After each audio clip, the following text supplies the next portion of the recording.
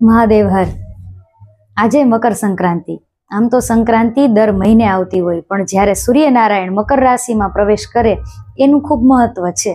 એટલે આજે ખાસ કરી અને ધાબા ઉપર જઈ અને સૂર્યના પ્રકાશમાં બેસવાનો મહિમા છે. જેમ પૂનમના દિવસે ચંદ્રના પ્રકાશમાં બેસવાનો મહિમા, એવી રીતે આરોગ્યની દ્રષ્ટિએ, મનોબળની દ્રષ્ટિએ, કારણ કે સૂર્ય એ આત્મવિશ્વાસના દેવ છે, એટલે મનોબળ અને આરોગ્યની દ્રષ્ટિએ વૈજ્ઞાનિક રીતે પણ આજે સૂર્યના તાપમાં બેસવાનો ખૂબ મહિમા છે. હમણાં ઘણા સમયથી મેસેજ ફરે છે કે પક્ષીઓ આમ એવું ચિત્ર દોર્યું હોય કે પક્ષીઓ એના બચ્ચાને મળતા હોય ને કહે છે કે આમ સાંજે પાછા આવશું કે નહીં ખબર નહીં, કારણ કે આપણા દુશ્મનો પતંગો આકાશમાં આપણી હારે ઉડે છે. ભાઈ, પતંગ પક્ષીના દુશ્મન નથી. આ એક આપણી પ્રણાલી છે જે ઘણા સમયથી ચાલી આવે છે. અને હા, પતંગમાં કાચની ઓલી જે પાઈ છે એ ના કરવાનું હોય, સાદા દોરાથી પતંગ ચગાવવાની હોય, પણ એના માટે કાંઈ પતંગ ચગાવવાનું બંધ ન કરી દેવાય. અને એવા કાંઈ દુશ્મન પતંગ છે નહીં પક્ષીઓના, તો પછી ઓલું લારીએ ઈંડા વેચાય છે એમાં શું હોય છે કે પછી મરઘા અને બતકા કપાય છે, એની માથે આમ છરી ચાકા હાલે છે ધારદાર, તો એ શું વાલ કરવા માટે હાલે છે. અને આજનો એક દિવસમાં વિશેષ એ પણ છે કે આજે સવારથી ગાયોને એટલું બધું ખવડાવ્યું. કાલે ઘણા ગાયોને આફરો ચડ્યો હશે કે ખૂટિયાઓને આફરો ચડ્યો હશે. અરે ભાઈ, દાન 365 દિવસ કરવાનું હોય. 364 દિવસ ગાય જો આંગણે આવે તો આપણે એને લાકડી મારીએ અને આજે ગાયને ગોતવા નીકળીએ. આ કાંઈ ન્યાયની વાત નથી.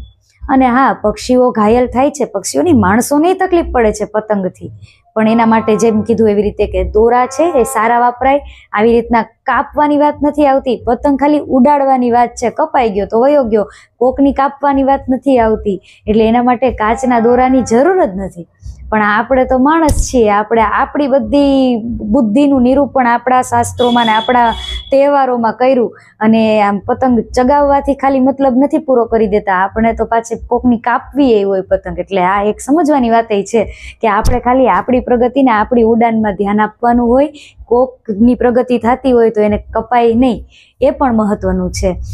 અને એટલે માટે સાદા દોરા વાપરવા. અને કદાચ કંઈ થાય, કોઈ પક્ષીઓને કંઈ તકલીફ પણ થાય તો હેલ્પલાઇનવાળા દરેક સિટીમાં, દરેક ગામમાં હોય છે, એ લોકોને ફોન કરી દઈએ એટલે એ પક્ષીને રાહત મળી જાય. અને જો ભગવાનના ચરણમાં મોક્ષ પામવાનું હશે તો એનો મોક્ષ થઈ જશે. એટલે આ રીતે કરી આપણા તહેવારો સમયે કંઈ ને કાંઈ ખોટી ભ્રાંતિઓ કોઈ એક જણું મૂકે ને પછી એને અનેક લોકો શેર કરે સમજ્યા જોયા વગરના, એટલું થોડું ધ્યાન રાખીએ. અને ગાયો માટે દાન 365 દિવસ કરીએ.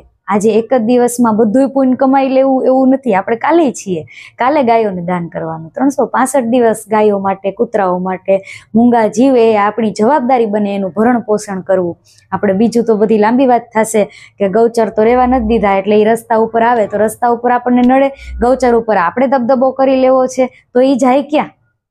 એટલે આ બધી વસ્તુઓ છે એ સમજી અને અનુસરવાની ને સમજી અને ફેલાવાની હોય છે. આડેધડ આવ્યું એ ભેગું શેર કર્યું કે આવ્યું એ ભેગું ફેલાવ્યું, એ કંઈ બહુ મહત્વની વાત નથી. મહાદેવ હર.